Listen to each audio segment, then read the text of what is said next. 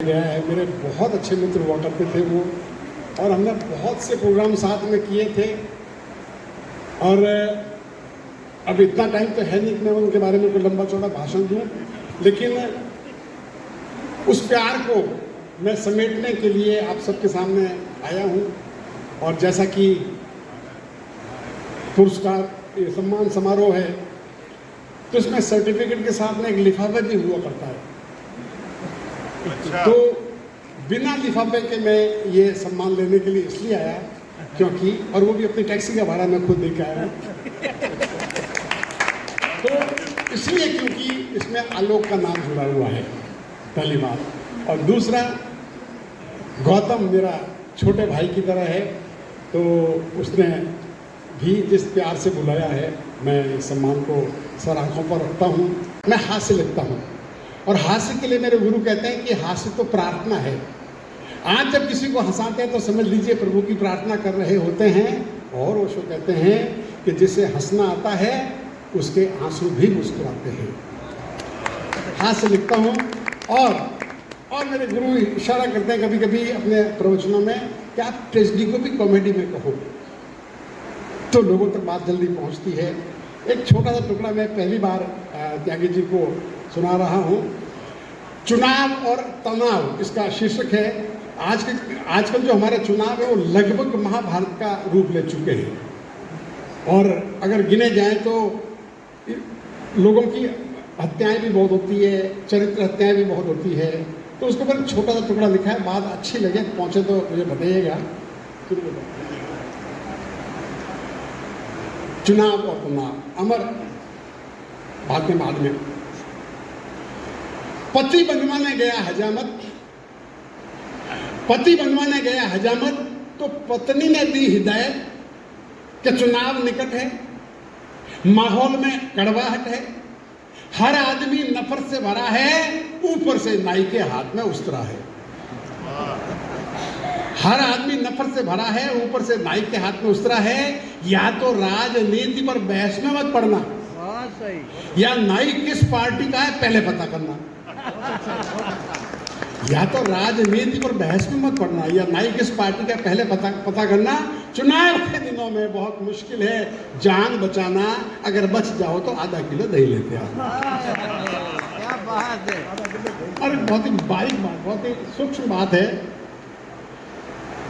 ऐसे छोटा टुकड़ा है। भिखारी ने मांगी भीख तो मैंने दे दी सीख, कि हट्टे कट्टे लगते हो, मेहनत क्यों नहीं करते हो। उसने कहना मान लिया और भीख मांगना छोड़ दिया। फिर मिला वो रात में, कटोरे की जगह चाकू था हाथ में। फिर मिला वो रात में, कटोरे की जगह चाकू था हाथ में। उसने मांगा पर्स, मैंने दिया सहर्ष। वो व्यंग से बोला, सर ये है आज की कल्चर। कटोरे ने मांगा तो 1 रुपया नहीं निकाला, और चाकू ने मांगा तो पूरा पर्स दे डाला। चाकू ने तो पूरा पर्स दे डाला। बहुत सुंदर। एक और छोटा सा टुकड़ा देखिएगा, है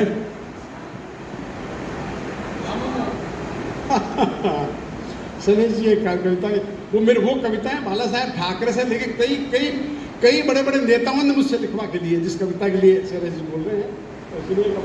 अजीब सी हास्यरस की कविता बन गई है। हुआ क्या था कि मैं अखबार पढ़ रहा था, अखबार में एक समाचार था कि बिहार में झामुमो का प्रभाव घटा। तो मैंने समझा कि झामुमो नाम की कोई बीमारी होगी जिसका प्रभाव घट गया होगा। बाद में मालूम पड़ा कि झारखंड मुक्ति मोर्चा नाम की एक पार्टी है, उसका छोटा नाम है झामुमो। और हमारे देश में सैकड़ों पार्टियां हैं, हर पार्टी का एक छोटा नाम है। जैसे भारतीय जनता पार्टी को भाजपा, मार्क्सवादी कम्युनिस्ट पार्टी को माकपा, तेलुगु देशम पार्टी को तेदेपा। इन नामों को एक साथ में लाइन से पढ़ने तो पता ही नहीं चलेगा ये पार्टियां हैं, बीमारियां हैं कि गालियां हैं। ये होली के दिनों में लिखी हुई एक शाकाहारी गालियों का मैंने आविष्कार किया है। शाकाहारी गालियां। एक शरीफ का पांव बदमाश के पांव पर पड़ गया। बदमाश गालियों की बौछार लेकर शरीफ पर चढ़ गया। शरीफ था गुमसुम जैसे हो बहरा, उसे गालियां देनी आती नहीं थी। बेचारा सोशल वर्कर जो ठहरा, अब बदमाश बी के बजाय ए ग्रेड की गालियां छोड़ने लगा और शरीफ से पारिवारिक रिश्ता जोड़ने लगा। तब शरीफ की जुबान पर कुछ राजनीतिक पार्टियों के संक्षिप्त यानी छोटे नाम आ गए, जो गुस्से में गालियों की तरह बोले तो गालियों की जगह काम आ गए। अबे तू भाकपा तो माकपा, अबे तू भाकपा तो माकपा, तू भाजपा तू सपा, तू जद तू लोद हलोद, तू हलोद कुलोद, तू द्रमुक तू अद्रमुक, तू तेदेपा, हावीपा भारीपा दमकीपा, ये सब पार्टियां हैं। हावीपा भारीपा दमकीपा, अपने आप को खाल में छिपा। अबे चुप राजपा सजपा बसपा, पहले तमीज सीख रहा। साले रामो वामो झामुमो, साले रामो वामो झामुमो, इनका राका की नाजायज औलाद नानी दिला दूंगा याद। जब फूट हवा खा संयुक्त मोर्चा, वहां खड़े दर्शकों ने खूब बजाई तालियां। वहां पार्टियां की पार्टियां, गालियों की गालियां, पार्टियां की पार्टियां। टीवी के पत्रकार हैं तो हैं,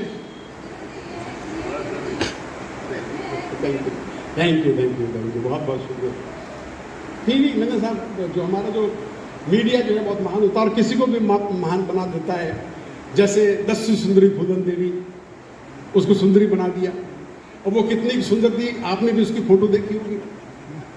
उससे कहीं ज्यादा सुंदर तो मेरी काम वाली बाई लगती है, लेकिन मीडिया ने सुंदरी का रंग मान दिया। और मीडिया के पास जब समाचार नहीं होते थे, एक एक समाचार को कैसे रगड़ते हैं ये लोग, और ये समाचार पैदा करते हैं ये लोग, समाचार का उत्पादन करते हैं ये लोग। हमारे सामने बैठे हैं तो मैंने 5 भाग लिखे हैं, लेकिन उसमें से पहले एक छोटा सा भाग सुना रहा हूँ। अच्छा लगा तो एक दूसरे भाग को शॉर्ट करके सुनाऊंगा क्योंकि समय। तो मीडिया भाग एक समाचार का सवाल है बाबा। जब उनके पास समाचार नहीं होते, सुनिएगा, बात अच्छी लगे तो ताली बजा के बताइए मुझे। सुनिए, कहाँ जा रहा है, सुनिए।